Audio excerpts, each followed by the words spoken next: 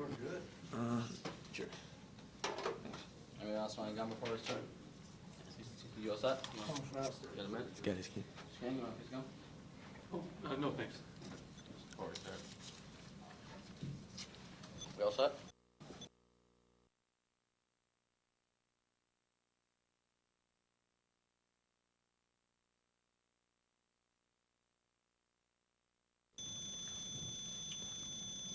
The date is 10/20/05. Time is 9:06. Location of the interview is RFA High School. The interviewers' names are Mike Morganti. And TJ Bone. What is your full name? Full name is Sidney Dearborn Stockholm, Jr. What was your date of birth? April 24, 1923. Mr. Stockholm, where did you grow up? Albany, New York. Could you describe what your childhood was like? My father was a mechanic. He had a shop of his own, ran a gas station on Western Avenue in Albany. I went to public school 27, and that was about a mile and a half down the road. Used to walk back and forth, go to school. In my spare time, I had to work in the gas station, pump gas, learn a lot of tricks. But that was pretty much it. Graduated from high school, got a college entrance degree, but I didn't go to college. How did you become a member of the Armed Forces? Well, in that particular time frame, Pearl Harbor was awful close. And when you could see the anxiety about the fact that the Japs got as far as Pearl Harbor, it was the fear that this wasn't going to stop. And my wife was my girlfriend then, she had gone to college in Vermont. So we were seeing each other a little bit, and we had a conversation about getting married, and I had a conversation about getting in the service. So I joined the Marine Corps, and my mother and dad had to sign for me. And that was a kind of a tough thing for them, because I had an older brother that had been drafted, and he was in Europe at the time in the war. But I just felt it was a thing I had to do. I had to help. So I joined the Marine Corps. Where and what was basic training like? Well, boot camp for the Marine Corps is Parris Island in South Carolina. Really an end of the world experience. My mother used to tell me years later that a couple of my letters, I don't think she ever saved them, but she couldn't believe my description, and she couldn't believe how bad I was feeling, you know. An incident that I think was quite interesting is that I got the Marksman Award for on a 500-yard range. We had a drill instructor that wanted to win the trophies, and so when we were laying prone down and we're getting ready to squeeze onto the target, you could always feel his foot just on your fanny, just very easy, because his conversation was, just squeeze the trigger, don't move, just squeeze the trigger. And so myself and three other fellows shot marksmen, and we won the trophy. And for doing that, he let us take the night off, and he sent us to the movie. And the movie was White Christmas with Bing Crosby. And we cried all the way through it. I remember that.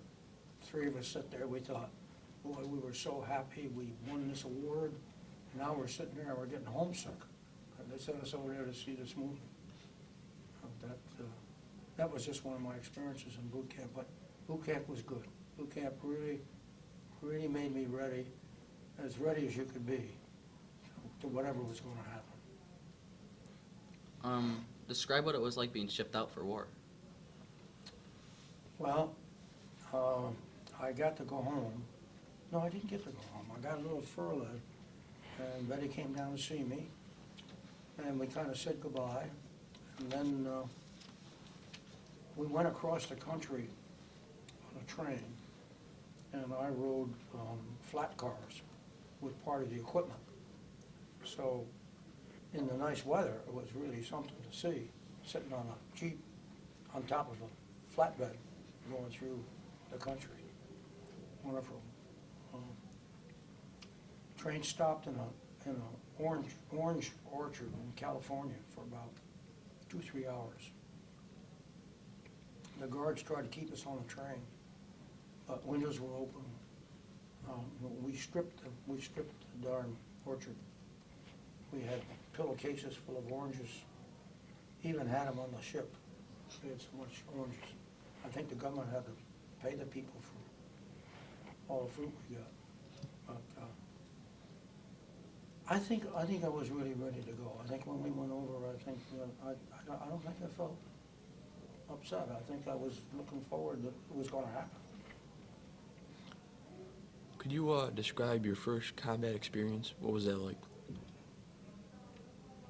Well, I was not in the first wave. I was like about fourth wave going in. The only way I've looked at it is that the heroes, I think, are the ones that didn't come back. And I think it's, you try to be ready for it. You've practiced under live ammunition, so you've heard that. But you hadn't heard all the bombs and all the shells and all that stuff, so that kind of unnerves you. But you're there, and all of a sudden you're in the middle of it, and you just keep moving forward. That's all you do. I think it's a great experience in the Marines because it's such a great feeling between Marines and guys helping each other, and that's it. Where were you first stationed, and what was it like there? I was stationed, well, after I left Parris Island, I went to Cherry Point, North Carolina, and that was where our air base is because I was in the Marine Air Group 31, and I was in the transportation section. So wherever the airplanes went, we went, and we went there. And I thought I was getting myself more into the Air Force because I was washing airplanes and I was washing wheels and tires, and I thought, man, I'm making some progress. And then we got some 6x6s, and so my occupation immediately turned, and I was over in the transportation, and I was always in the transportation forevermore. Could you explain what a 6x6 is? Pardon? Could you explain what a 6x6 is? Oh, well, it's a truck with 2 axles on the back that are alive and an axle in the front. So it's really got 3 driving sections. So I'm going to say it's 6x6. It's 6 wheels when I go. Did you experience any illnesses while in the Marines? Well, I got a part of elephantitis.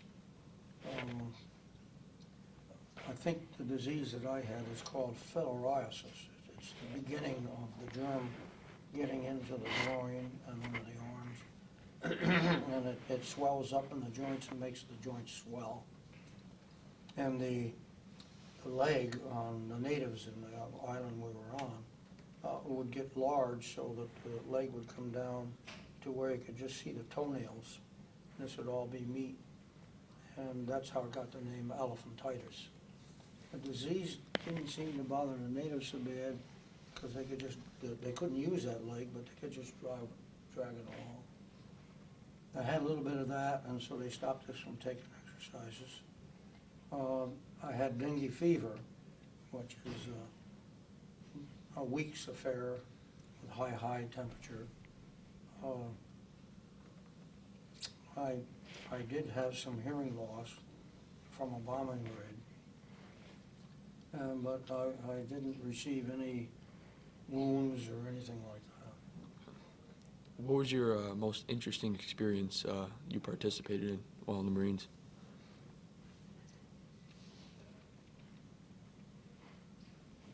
Man, it's hard for me to pick any particular one.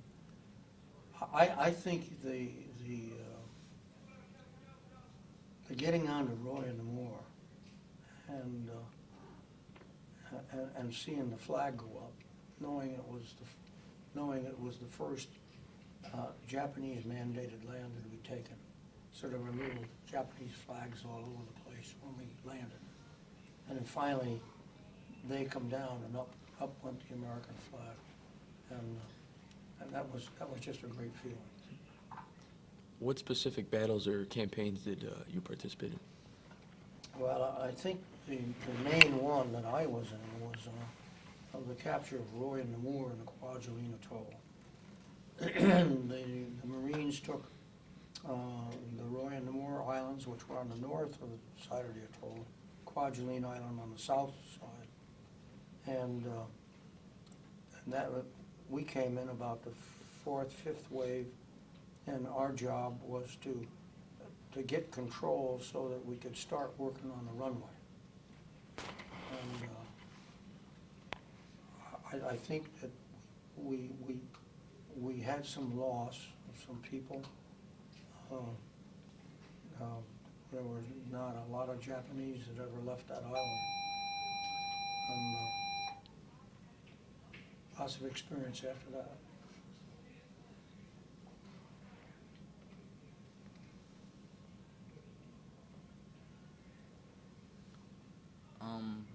What is a K ration? Pardon? What is a K ration? Well, and that's a military, what you want to call it, breakfast, dinner, or supper. And it comes in various packages in various ways. And we used to have that down near the water where we had a little assembly area that if you were fortunate, you could get down there and get some. Until things got settled and you had a mess hall, that sort of thing. The K rations could be anything. One I remember very specifically was about the size of a tuna fish can, and the cover came off, and it was sausage and eggs. And it was, believe me, when you had it, it was excellent, because you didn't have anything else. That was very good. We had the CBs. I don't think enough has ever been said about the CBs. We had a CB group with us that were just absolutely fantastic. They had a lot of loss of life too, because they were helping build the runways. And the trucks were going day and night. We had D8 cats, tractors, bringing up the coral from the ocean, white, shiny, spread it out, and then rollers roll it so the airplanes could land on it. And the CBs were with the trucks hauling the coral and dumping it. And when it would come nightfall, you could see the truck going down the runway. And if that truck didn't stop and empty, and that truck kept right on going, it ran right off into the ocean. And you'd go down there, and the driver was slit. The Japs, we thought we got them all.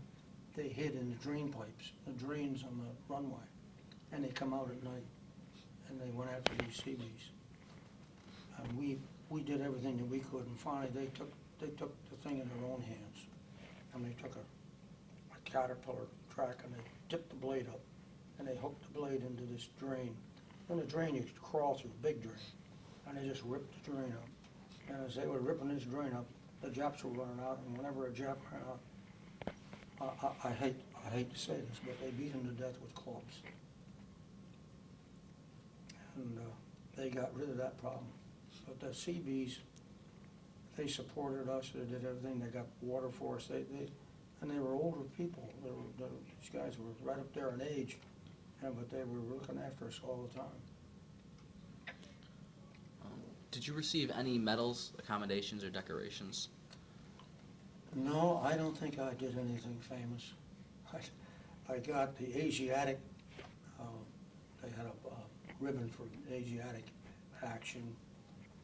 Got an invasion thing, but no, I never, I didn't get any of the stars or anything like that. Describe what kind of relationship you had with your fellow Marines. Extremely close. One of the instances we had a boy in my platoon.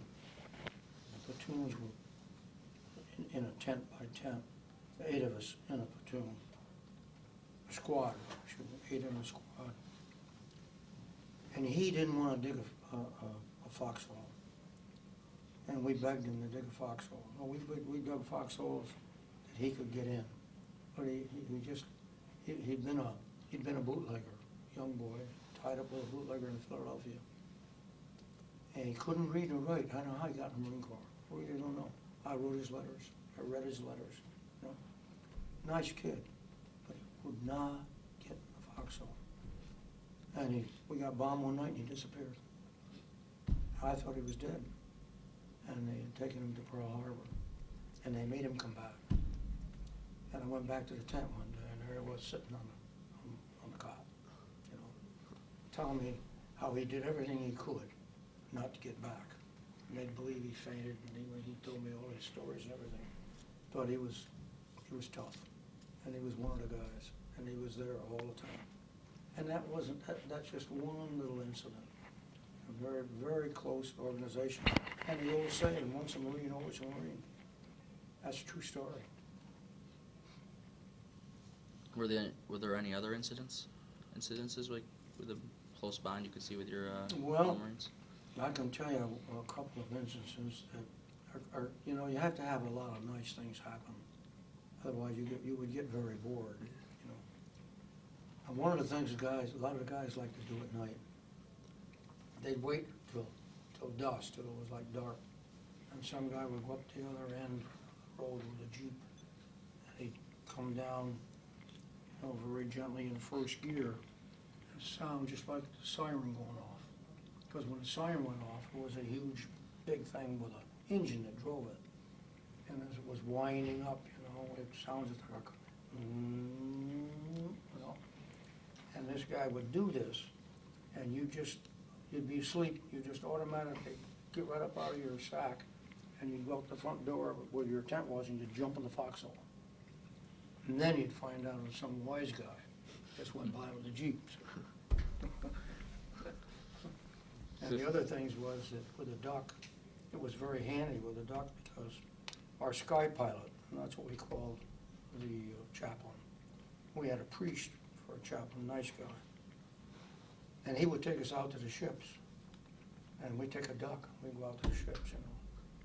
He was a conniver. I mean, we'd come back with fresh apples, all kinds of fresh fruit, you know. And when we'd land on the island there, the guys would be waiting for us, you know. And so we'd have to go down around, you know, to where the warehouse was and the mess hall and so forth. But on the way, a couple, 3 of the guys would get in the back, and some guys would follow with the Jeeps, you know. And a guy would be flipping apples. These guys catching apples out the back, you know. And up front, the sky pilot would be sitting there looking ahead, smiling and everything else, but he knew what was going on. He just made believe that there was nothing back there, you know. And those are some of the things that happened. Could you explain what a duck is? A duck is an amphibious truck.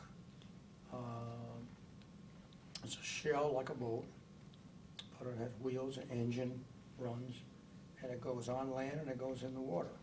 And the reason for the duck, primary reason for the duck, was for us to be able to get troops on the shore and up onto the island without getting stuck in the sand.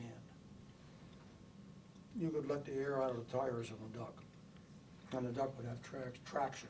the tires with the air out. And you could blow the tires back up once you got up from inside, you just saw a switch, blow the tires in. Of course, then they've come out, you know, since then, I know a lot of new wide track tractors and stuff that don't sink in the sand. But at that time, we had tanks with little tracks, and they would sink. But you could duck, you could come out and go right across. When you say duck, are you referring to a DUKW? Yeah, UKW, yeah. Okay.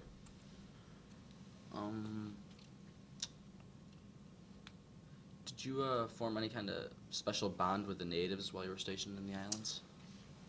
Interesting that you should ask.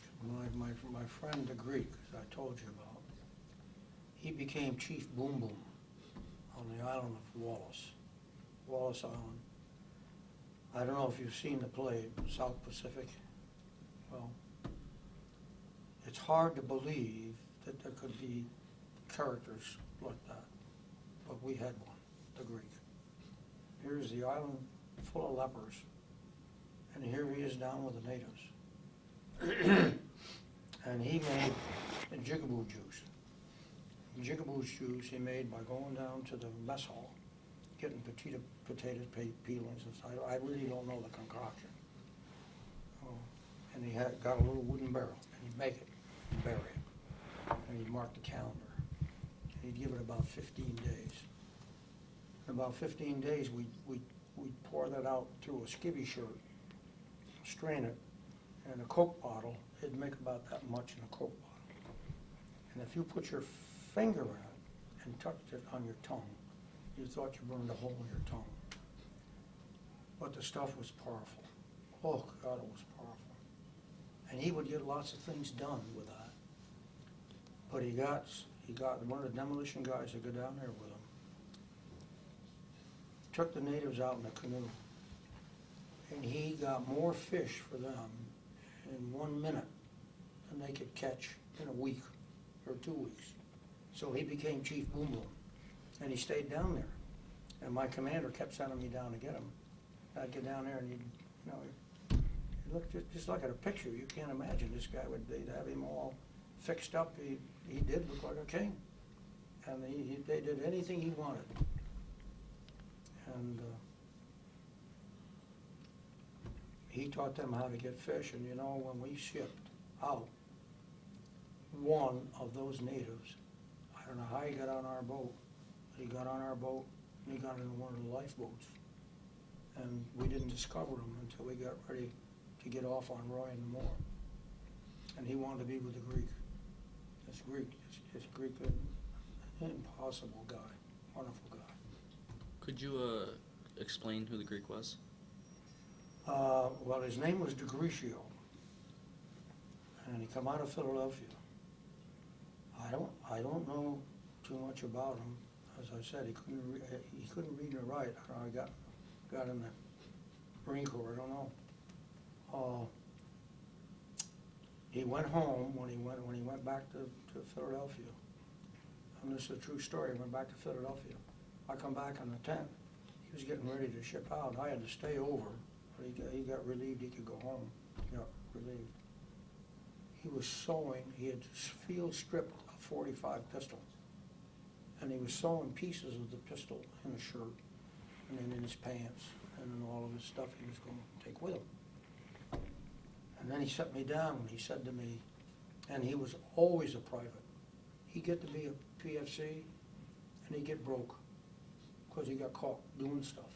You know? Then he'd work his way back up. And he said to me, he said, you've been writing to my wife. You read my letters. And he said, I'm going home. And he said, when I get there, he said, I'm going to put this pistol together. And he said, I'm going to the door. And he says, if there's a guy answers that door, he's dead. And she's dead with him. And he says, and if you tell anybody, I'm going to find you, and I'm going to scratch your eyes out. And you know something? I never told a soul. Believe me, when the Greek told you he was going to do something, he did it. And I don't know what happened. I've dreamt about what must have happened, but I don't know whether he ever found his wife or whether he found the guy. I don't know. But that's a true story. When you say PFC, you mean private first class, right? Yeah, Okay. you know, he stole pies for us on a boat. We were on a ship, one of the ships we were on. And we were deck load. We slept on the deck. And he disappeared. And I don't know where he went. Well, I didn't pay much attention to him. Next thing you know, he's got a couple of pies in his hand. You know? Went down there and talked to the chef, give him a couple of pies. This guy, if he needed something, he got the Greek. They get it.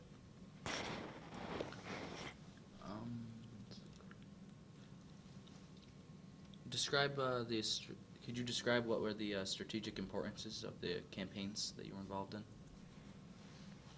Yes. I arrived in the Pacific when we were trying to invade Tarawa. And Tarawa was going to be a step towards Japan. But we were having trouble on Tarawa. We were being pushed off. So instead of us landing there, they took us to a different island. But then we came back and we went into Roy Namor and Kwajalein. And doing that, we passed Woji. It was the first time we had passed any Japanese-occupied land to advance towards Japan. And after that, we started bypassing islands. So I think going into the Marshall Islands where Kwajalein was, landing on Roy Namor, I think was the beginning of our island hopping farther each time we went, and not paying so much attention to having to defeat this island before you go to the next island. More like, well, let's go as far as we think we can go, and we'll neutralize the rest while we're going, and then we'll take another step. And I think that was, I think I was in that part of what we did, and it was a very nice. It was a very nice thing to be able to do, because I think it was sort of the turning where now we're starting to get a footing into winning this war, and I think it was kind of a nice thing, being a kind of a turn. Like the offensive, turning to Yeah. the offensive. Yeah. Could you describe what were the duties as a commander of the amphibious tanks, or the ducks, as you call them? Well, the commander was myself. My commander, of course, was in charge of the troops, of all the Marine troops that were there. And I was in charge of the duck. I had all the squad that I had were pretty much worked for me in maintaining the ducks. So whatever they had the need for, take ammunition. I'll tell you another need we did for was our pilots. After flying for probably about 2 weeks, would get a little, I really don't know what you would call it, but they would get defensive, and they'd lose their spark, and they were getting, well, I guess getting really scared. So the commander of the island had it fixed that I think it was about every other week I would take one of the squadrons of pilots down to another island. And just, well, I guess the only simple way I could say it is let them get drunk. Went down there and had some drinks, talk to each other, get out of their system what was bothering them. A couple of officers went down with us. Come back, they gave them the day off, let them sleep it off, and they'd come back fresh and go at it again. So that was one of the uses of the duck. Now, another use of the duck was regular fishing, not fishing with Lindbergh with dynamite, but regular fishing. We had Japanese prisoners. We only had about 12 prisoners, and we had them on a separate island, and the sea beast took care of them. And when we were regular fishing, we'd go down there and pick up one of the Japanese, and they would teach us how to get the bait, and we'd go out fishing, and the Jap would sit on his haunch right on the back corner of the duck. From the time he got on that duck until he got off that duck, he was right there. I don't know how he did it. I don't know how he could move. I'd be so stiff I couldn't move. But he sat right there. One of the comical things, we took some of the Navy officers, went out fishing, and had lunch. And he sat there. He'd watch them having lunch. one of the fellows had a soft-boiled or a hard-boiled egg. So he took his hard-boiled egg and he peeled it off like that. And the other lieutenant or something said to him, he said, "Why don't you see if he knows what a hard-boiled egg is? What'd you do with a hard-boiled egg?" So he handed it to him. And of course, with that nice Japanese smile, and the eyes go together, he smiled at the man, took the egg, finished peeling it like that. He looked over there, and the fellow had the salt dispenser in his hand. And he took the salt, and he sprinkled a little salt on, and ate the egg, and smiled, bowed. It was really comical to watch because he knew all about it. They thought they were going to show him something he didn't know.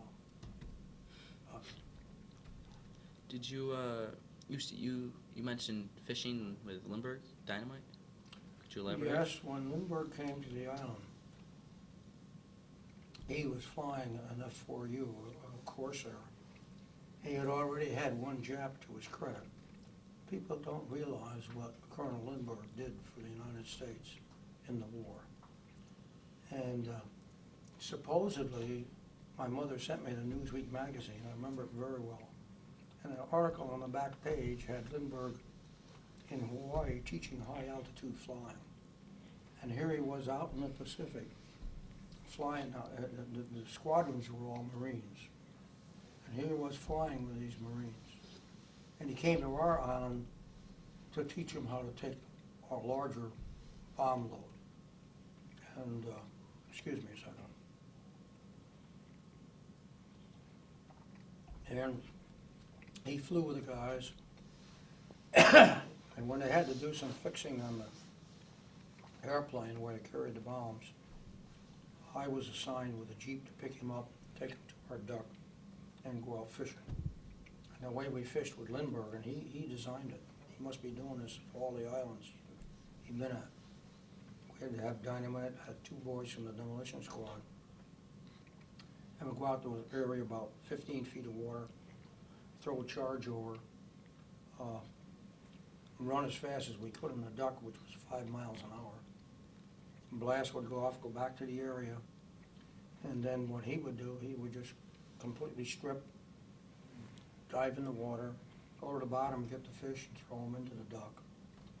And the other people would generally go along with us, would always be some officers or something. And the commander would make them take all their clothes off, dive in, and get the fish in the boat. And then when the sharks started to come, why, Lindbergh would always be the last person back in the boat, and would always say to me, I'd always be driving the duck, and he'd always be saying to me, he'd be about right here, and he'd be saying to me, now don't move too far, just stay right where you are. And then when the sharks got a little bit closer, boom, he'd get back in the boat. But Lindbergh was a very nice person. I think the best way to describe him is, and I'm sure you know someone like that. You know someone that's famous or pretty famous, but you meet them and they're so ordinary you can't believe that they are that famous. And that's him.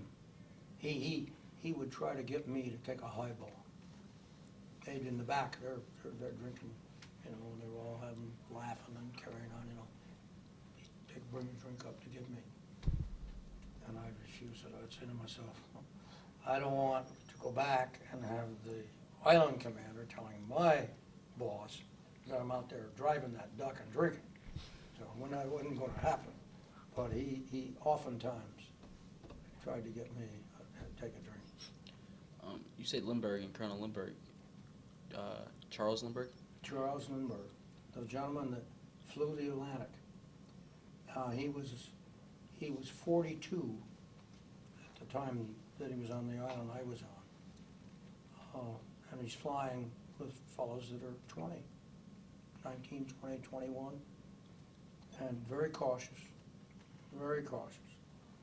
The regular Marine officers that were pilots would come out, salute the plane captain who took care of the airplane, and never go around it with him or anything. The captain would say the plane's okay, and the pilot would say, okay, fine. He'd jump up in the cockpit, Lindbergh would come out, salute the plane captain, who would be, we called him a captain, but he was an enlisted man. And ask him how everything is, and he'd tell him, sir, everything's fine. And then Lindbergh would say, well, let's look at it. So they'd walk around the plane together. So when these fellows, they'd be out in line with the engines running, waiting for Lindbergh. It didn't bother him, but he went over that plane, he checked everything over very carefully, got up, cranked up and so forth, then went flying. Could you describe what daily life was like while you were stationed on the islands? Well, first, when you're first, they were bad. I mean, you didn't know where anything was. You were happy to be alive and find something to eat, and your outfit would get kind of broken apart. But slowly, things started to come together. Every day with me, it was like taking care of the ducks, make sure they're ready to go. Some days delivering ammunition to the islands to use as ack against the Japs bombing us. A very interesting thing that happened was Tokyo Rose. You probably had people tell you about Tokyo Rose, but she was always on the air at night on the radio telling you what was going to happen. And it was an absolute miracle, because when she told you something was going to happen, it happened. And no matter what your people said, it happened. And she told us that she was going to bomb our island. And our officers said, impossible, can't do that. We just flew up the truck, island truck, where they had a lot of their planes assembled, and we destroyed the runway, so they can't land there. That was the closest piece of land where they could land a bomber and reach us. So they told us, don't worry about it. But we got bombed. What the Japanese did, they used seaplanes. And they flew down the truck, and they loaded bombs in the seaplane. And they just flew over us and threw them out. And of course, they didn't have any trouble finding us, because when you look at the map, the runway is like this.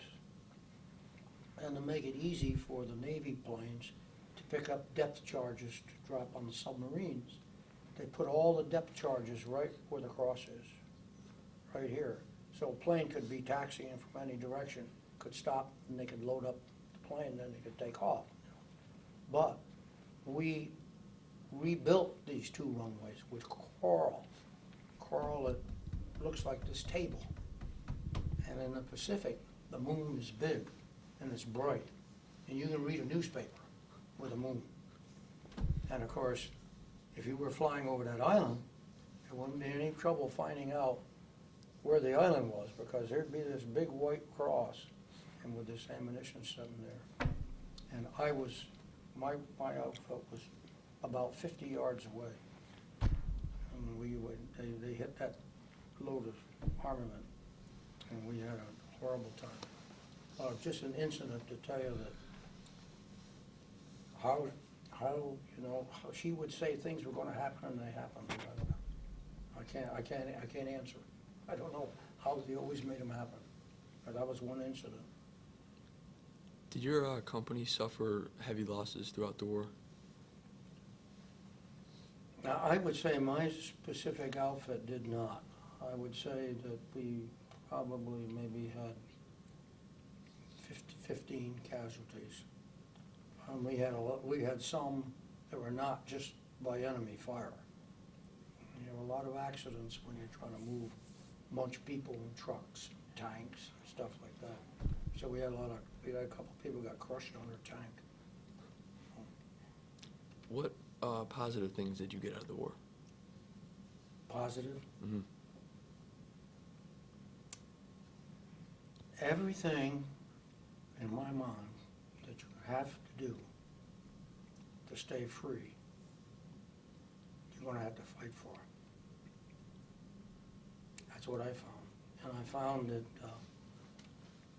when I got off that boat coming home, when I put my foot on the United States, I remember very distinctly the thought that went through my mind. I'm never going to bitch about anything I mean, if the taxes go up, I'm gonna pay the taxes. You know, all these things that we think are bad things are good things. But when somebody threatens our freedom, and we're having it threatened in a little different way now, but it's still the same, it's worth fighting for.